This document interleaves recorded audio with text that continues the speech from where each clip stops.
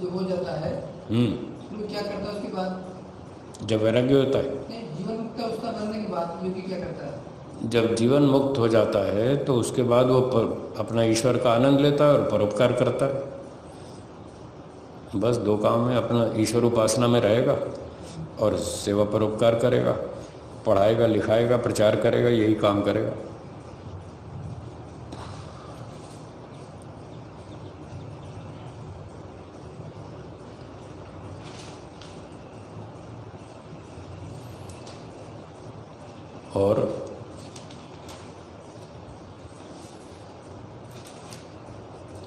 और किसका है प्रश्न? बोलिए। 25। 125। हाँ। इसमें शक्ति सर निमित्त कारण परमात्मा का ग्रहण करेंगे? हाँ जी। या स्वयं की शक्ति प्रकट? जीवात्मा नहीं, परमात्मा। सृष्टि की बात चल रही है ना, तो सृष्टि का निमित्त कारण तो ईश्वर है। सृष्टि के जो पदार्थ हैं महातत्व से पंचमहाभूत तक, ये तो ईश्वर ने बनाए, तो शक्तितः निमित्त कारण ईश्वर लेंगे। प्रकृति का सामर्थ्य नहीं लेंगे? प्रकृति निमित्त कारण है क्या? नहीं, सामर्थ्य जो प्रकृति का होता है उसका ग्रहण नहीं करेंगे। यहाँ तो निमित्त कारण लिखा है ना, तो प्रकृति निमित्त तो है नहीं, तो वो क्यों लेंगे? वो नहीं लेंगे।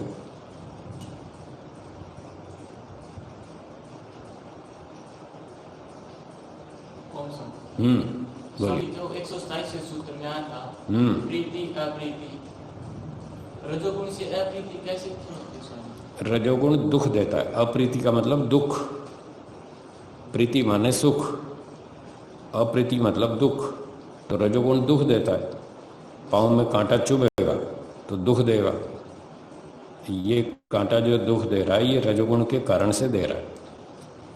खीर पूरी हलवा खाओ तो सुख मिलता है, उसमें सत्व गुण है जो सुख दे रहा है, और कांटा जो है वो रजोगुण ही है, वो दुख दे रहा है।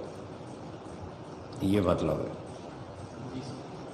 प्रीति और सुख प्रिय बात। हाँ जी, ठीक है। प्रीति अप्रीति और हाँ, ये सुख दुख मोह, प्रीति अप्रीति विषाद, ये पर्यायवाची है। हाँ जी, बोलो। स्वामी जी, जो अभी विज्ञान कलोन इत्यादि बना देता है तो उसमें भी जीव की उत्पत्ति हो जाती है। तो वो ये तो परमात्मा का कार्य है किसी भी जीव को स्थापित करना। स्थापित करना। हाँ ठीक है। आत्मा कैसे इसको कर दे रहा है? आत्मा थोड़ी करता है स्थापित, वो तो आत्मा जो भेजता है वो तो ईश्वर ही भेजता है। आत्मा तो, और जो मनुष्य का काम है वो मनुष्य करता है, ईश्वर का काम ईश्वर करता है। खेत में जो फसल होती है, अच्छा जो मनुष्य लोग संतान पैदा करते हैं वो ईश्वर करता है या मनुष्य करता है या दोनों करते हैं? वो तो सहयोगी है, उसमें तो सामान्य बस जो पूछा वो बताओ, तीन में से कौन सा उत्तर है? मनुष्य कुछ नहीं करता, अपना कार्य करता है। फिर वो तो आपने बोला नहीं वो भी तो बोलो। दोनों काम करते हैं। जीवात्मा, माता पिता अपना काम करते हैं, ईश्वर अपना काम करता है। क्लोन में भी यही है, मनुष्य अपना काम करता है, ईश्वर अपना काम करता है, दोनों करते हैं। ठीक है। जो क्लोनिंग वाला काम है बनाने वाला, वो उतना तो मनुष्य का है, वो कर देता है। आगे का काम ईश्वर का है, ईश्वर आत्मा भेजता है। तो इसका मतलब जी, जो योगी शरीर जीवन मुक्त हो चुके हैं और शरीर त्याग करने में सक्षम है, तो क्या वो दोबारा मोक्ष में गए हुए हैं कुछ समय के लिए, कम पुण्य तो क्या वो दोबारा अपने आप से शरीर ग्रहण कर सकते हैं? मुक्ति काल में? हाँ, मुक्ति काल के बाद उन्हें। नहीं, मुक्ति काल में या बाद में? मुक्ति काल से पहले की बात है, जैसे धर्म समाधि वगैरह में जब वो योग्यता हो जाती है उनकी शरीर त्यागने की।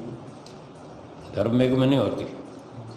असंप्रज्ञात समाधि के बाद जब जीवन मुक्त अवस्था आ गई, सारे क्लेश दग्ध बीज हो गए, उसके बाद अभी वो आत्महत्या नहीं करेंगे। अभी जितनी ताकत है जिएंगे। जब स्वाभाविक रूप से शरीर छूटेगा तब मोक्ष में जाएंगे। जितना समय मोक्ष का है तब तक मोक्ष में रहेंगे। पूरा हो जाएगा फिर ईश्वर उनको जन्म देगा। और अगर वो बीच में आना चाहे अपने आप नहीं आ सकते, बीच में नहीं आ सकते। अच्छा, ऐसा नहीं है कि कोई भी योगी अपना दोबारा शरीर प्रकृति को त्याग करता है तो उसको दोबारा ग्रहण करते हैं? आप फिर योगी कहते हो, फिर कभी भुक्ति की बात करते हो, गोल गोल मत करो। योगी का मतलब है शरीरधारी, तो आप योगी शब्द क्यों बोल रहे हैं जब मुक्ति में चला गया? तो अब तो मुक्त आत्मा बोलो, योगी मत बोलो, ये तो कंफ्यूजिंग शब्द है। हाँ, क्या पूछना बोलो आपको? जो मुक्त आत्मा है वो बात करो ना। हाँ, वो बीच में नहीं आएगा। क्यों आएगा? गया क्यों था? फिर बीच में लौटना था तो गया क्यों था मोक्ष में? दुख से छूट के तो गया था वो, फिर बीच में क्यों लौटेगा दुख भोगने के लिए जब उसका टाइम पूरा नहीं हुआ? तो बीच में नहीं आएगा, ना आएगा और ना वो शरीर धारण करेगा, ना ईश्वर उसको भेजेगा। जब तक मोक्ष का समय पूरा ना हो जाए तब तक बीच में वापस नहीं आएगा। अपनी इच्छा से जन्म नहीं ले सकता वो ईश्वर के अधीन है, ईश्वर देगा। हाँ जी स्वामी जी, जब गुण वृत्ति विरोध दुख चलता है या जब हम सुख लेने की बात होती है तो हम सोचते हैं कि सुख नहीं लेना, इस दोनों कार्यों में ईश्वर प्रणिधान कैसे सहायक हो सकता है स्वामी? ईश्वर कहता है कि सुख मत लो। हम उससे पूछते हैं कि मेरे मन में प्रश्न है, सुख लूं या नहीं लूं? तो ईश्वर कहता है मत लो। तो प्रणिधान में यही बात बताई थी, पहले उससे पूछो, वो हाँ कहे तो करो, ना कहे तो नहीं करना। ईश्वर ने मना कर दिया सुख मत लो, तो नहीं लेंगे। तो ईश्वर समर्पण से फायदा हुआ, सहायता मिली या नहीं मिली? ऐसे मिलती है, तुरंत मना करता है, तुरंत 1 सेकंड से भी पहले, देर नहीं लगाता वो। ईश्वर भी मना करता है और सत्वगुण भी मना करता है कि सुख मत लो, और ईश्वर भी कहता मत लो। अब जीव स्वतंत्र है, वो उसकी बात मानेगा तो ठीक है, नहीं मानेगा तो ठीक है, जैसा करेगा वैसा फल मिलेगा। तो इसलिए ईश्वर मना करता है सुख मत लो प्रकृति का, वो अच्छा नहीं है। और गुण वृत्ति विरोध दुख में स्वामी, सत्वगुण कहता है सुख मत लो, रजोगुण कहता है ले लो। बस वहाँ लड़ाई शुरू होती है, ये गुण वृत्ति विरोध दुख है। इसमें ईश्वर प्रणिधान कैसे सहायक होगा स्वामी? इससे जीत ईश्वर प्रणिधान तो हमको सत्वगुण की बात मानने को प्रेरित करेगा, और हम जब सुख नहीं लेंगे तो गुणवृत्ति विरोध नहीं दुख होगा, वो दुख नहीं होगा, रूप बच जाएंगे उससे। अगर समर्पण नहीं किया और ईश्वर की सलाह नहीं मानी तो दुख भोगना पड़ेगा ही। तो ये लड़ाई चलती रहेगी विचारों की। ये बात आ गया ना, समझ में आ गया? बोलो जी। स्वामी जी, योगी व्यक्ति अपनी इच्छा से शरीर छोड़ सकता है? ना, क्यों छोड़ना चाहता है वो? जैसे स्वामी दयानंद जी ने स्वामी जी हाँ 1 महीना जब हो गया था, हाँ, वो अब प्रश्न बदल गया आपका। अब आपका छल का प्रयोग करते हैं आप। देखा ना, हमें पता ये कहाँ पूछेंगे, मुझे सब मालूम है, ये कहाँ घुमाएंगे बात को, हमें सब पता है, हम छोटे बच्चे नहीं हैं। इन्होंने योगी का प्रश्न पूछा था, योगी ठीक ठाक है तो क्यों शरीर छोड़ेगा? इन्होंने प्रश्न आधा पूछा, बात बदल दी अपनी। योगी व्यक्ति क्यों छोड़ेगा? वो तो रोगी व्यक्ति था। पहले सवाल योगी का पूछा, अब रोगी की बात करते हैं, छल नहीं है।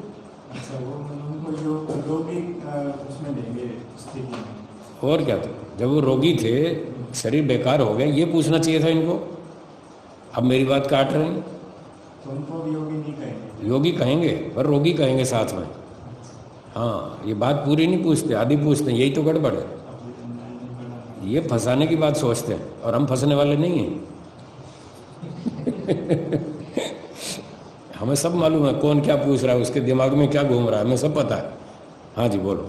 स्वामी जी, ये जो 131 132 सूत्र थोड़ा सा भावात्मक बता 31 और 32 30 से 32 बता रहे हैं, 3 सूत्र परिणाम। हाँ हाँ, तो कौन सा पूछना, संख्या पूछी मैंने, तीनों का भावार्थ सुना। हाँ तो ठीक है। परिमाणात का मतलब जिसमें संकोच विकास धर्म हो, फैलता सिकुड़ता हो, ठीक है, वो क्या होता है? परिमाण वाला। हाँ, तो पीछे प्रसंग क्या था? वो कार्य वस्तु है, जिसमें संकोच विकास धर्म है वो कार्य वस्तु है, ठीक है।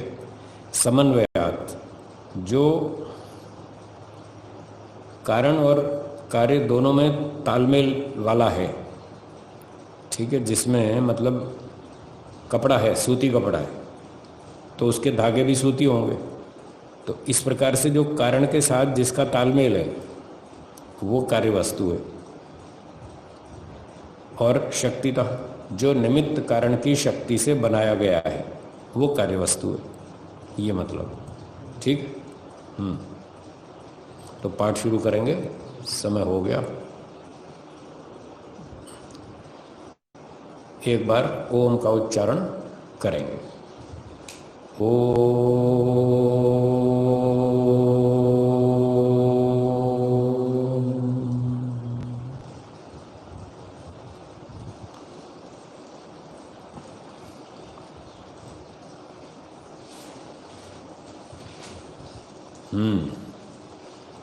132 तक हो गया ना पाठ। सांख्य दर्शन पहला अध्याय सूत्र 132 तक हो गया। अब आगे चलते हैं 133। भूमिका में लिखा है महत्तत्वादेह कार्यत्वम अंतरेण।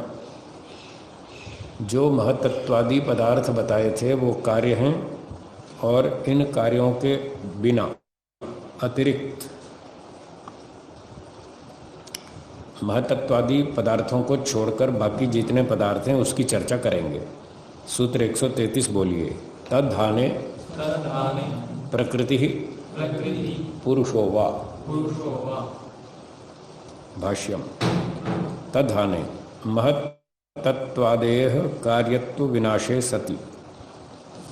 महत्तत्वादि जो पदार्थ थे जो पीछे बताए थे, महत्तत्व से लेकर पंचमाभूत तक ये सारे कार्य पदार्थ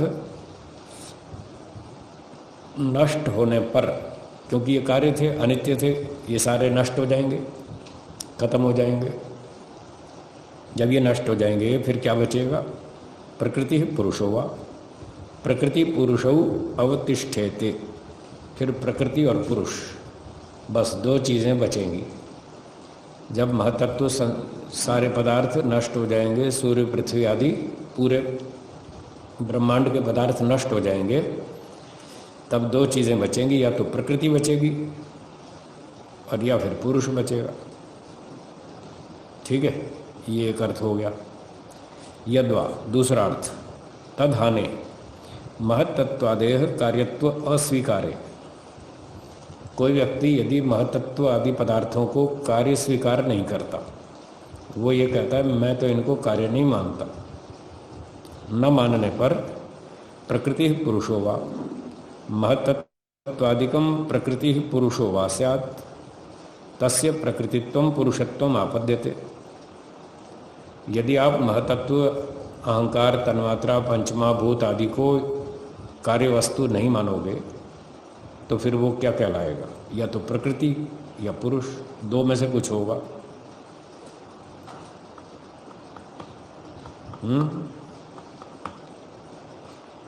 प्रकृति तो कार्य है नहीं, न पुरुष कार्य है, और महत्तत्वादि जो पदार्थ हैं उनको व्यक्ति कार्य स्वरूप मान ही नहीं रहा। नहीं मानेगा तो फिर दो ही चीज़ बचेंगी, या तो उसको प्रकृति बोलो या पुरुष बोलो, तो वो गलत है।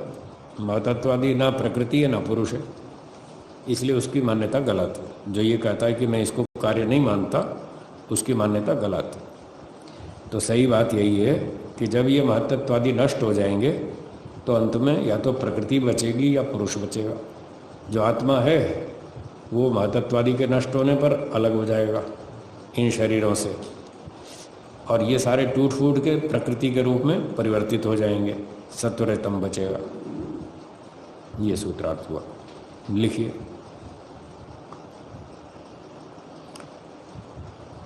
सृष्टि के महत्तत्वादि पदार्थ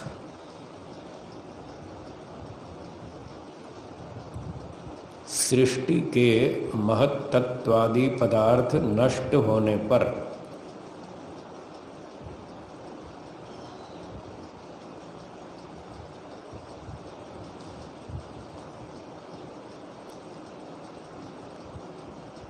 दो ही वस्तुएं बचेंगी,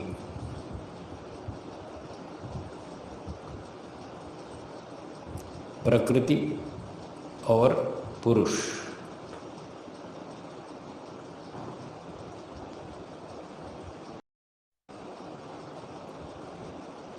प्रकृति और पुरुष।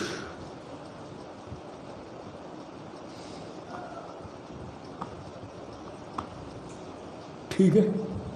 स्वामी जी इसमें बा में अथवा लेना है।